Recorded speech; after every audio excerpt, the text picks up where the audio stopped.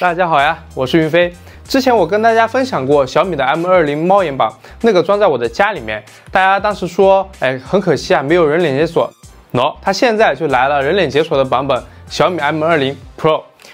我也是第一时间拿到了，装在了工作室的门上。不得不说，这个门锁是真的挺适合在工作室使用，因为工作室人流量大，小伙伴兼职朋友来来往往都很多。之前工作室的密码很多人都知道，就会有比较大的安全隐患。而小米的这把门锁有一点东西，虽然它的本意不一定是这个，但确实挺适合工作室使用。点上投币，我来讲给你听。首先，工作室是比较适合的门，简单且一个洞就可以很快速的安装好，基本上半个小时以内。门锁可以密码，可以指纹，当然也可以 3D 结构光。人脸的录入很方便很快捷，直接在门前一站就可以完成录入。当然，原本它这个指纹是在这儿，然后现在指纹移到了就是后面，在里面的这个位置，就是这个把手的这个位置，这个还是挺符合直觉的，直接就开了这样子。然后这个是它的这个紧急开门的一个钥匙，它这边可以捅进去进行一个物理的开门。然后这边它是有一个 Type C 的接口，假如说门锁没电了，它是从这里充电，或者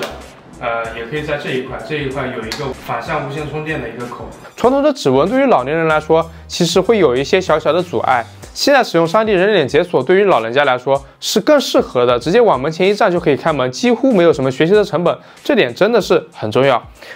当你设置好自己的人脸开锁之后，那就太舒服了。你人一走到门前，基本上门就开了，简单一拉进去，关门就非常的潇洒。而这在我们带的东西非常多的时候，就会有比较大的助力，特别是没手开门的时候，可以直接脚尖拉一下门，一个人就可以很方便的搞定一大堆的东西搬运，而不需要把东西放下来。这就是我体验到的和我之前用的其他智能门锁不一样的地方，也是我的真实感受。进门确实是很优雅的，即使在网上也没有问题，毕竟是3D 结构光。而门里面的，相较于我家里的 M20 猫眼榜，就几乎是一模一样的，铜锁、屏幕、开门的方式都是一样的。它是可以拆下来的，然后这个是它猫眼和这个监控的电池，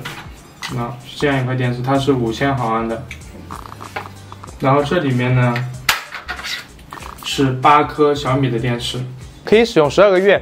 猫眼系统和屏幕是使用一块5000毫安的锂电池。以我的经验来说，你不开启全天直播的功能，这个电量4个月是没有问题的。如果你比较在意，想实时查看门外的情况，那续航倒是确实会减半。在功能上，米家可以设置很多联动。我为了给大家演示，还是弄来了一台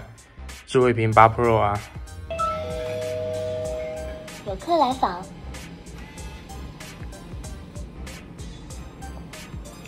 好，我们就是这样一个环节啊，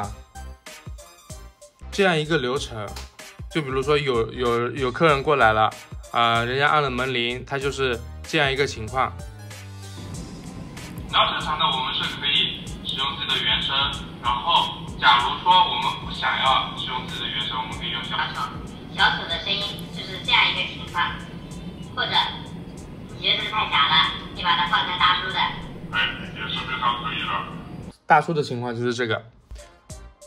然后我们知道门外来的是谁，你看这个角度，它是有整个180度的这个大小的。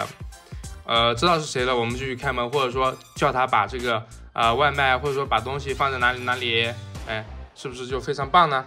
而要做到这个，我们只需要在摄像头管理这里，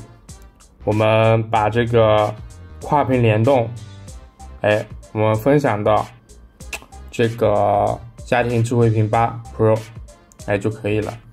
还是挺好的。然后它这里大家看，可以分享到触屏音箱，这个是红米的那个，电视也是可以，然后电视盒子也是可以，我觉得这个是挺不错的。这门锁我依然非常喜欢，即使我只用到了一小部分功能。首先，这次小米的门锁支持分享给其他用户，我把权限给了另一个小伙伴。就是他使用他的米家也可以实时的查看谁在这个时候进去了工作室，可以查看谁什么时候离开了。当然，因为是管理员权限，也可以给别人添加人脸、添加指纹等，而且是带猫眼的。我们在录解锁的时候就会标注我们每个人的名字，所以只要我们想，我们可以很清楚的知道谁在什么时候进来了，谁在什么时候离开了。这个对于一个小型工作室来说真的是很香的，强烈建议各位人员流动比较大的搞一个，真的是挺方便的。就比如说我的程序员小伙伴，我每次都催他下班了不干了，明天早点来，但你看看这个离开的时间，这真不愧是程序员，就不知道他的头发为什么还这么多啊。而且对于来工作室拿东西的朋友来说，我们可以直接在手机上面生成一个一次性密码，且只有一个时间段里面才可以使用，就大大减轻了我们的顾虑和负担。如果要说有什么缺点，那依然还是有的。M20 Pro 设计的门内依然还需要再优化一下，因为做的高级和美观，所以开门默认就是需要同时检测到里面和外面2处感应。这个说实话检测会慢一些，不是很快，而且有的时候还不一定能检测到，特别是你左手拿的东西就没有办法直接使用那个方式开锁，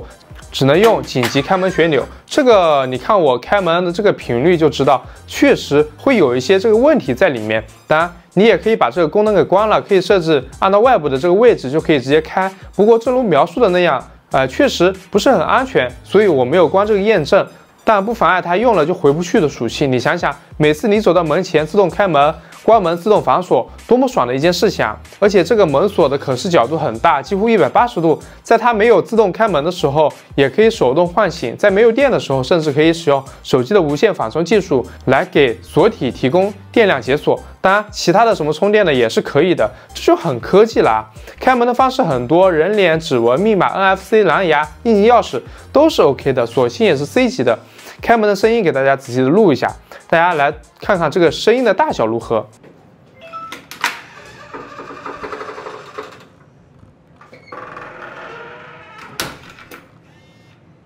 我个人是对这类的智能产品很感兴趣的，也确实改变了我们很多的生活习惯。从2-3年前我们换了智能锁之后，我就从来没有被锁在外面过，每次都不需要担心钥匙。而现在就直接都不需要自己主动开门了。小米智能门锁 M20 Pro 确实很不错，不管是家里还是工作室，我个人都非常推荐。目前首发价格在2799，日常价格应该是在2999，这个价位你们觉得如何？这些功能，当然，联动方面我的工作室没有办法展示，大家要看这方面的视频可以去看晨报一大耳的，他那边展示的比较全面。如果我的这些视频可以帮助到你的话，记得点赞、投币、关注。有什么疑问也可以直接在评论区问我，我是云飞。那么我们下期视频再见。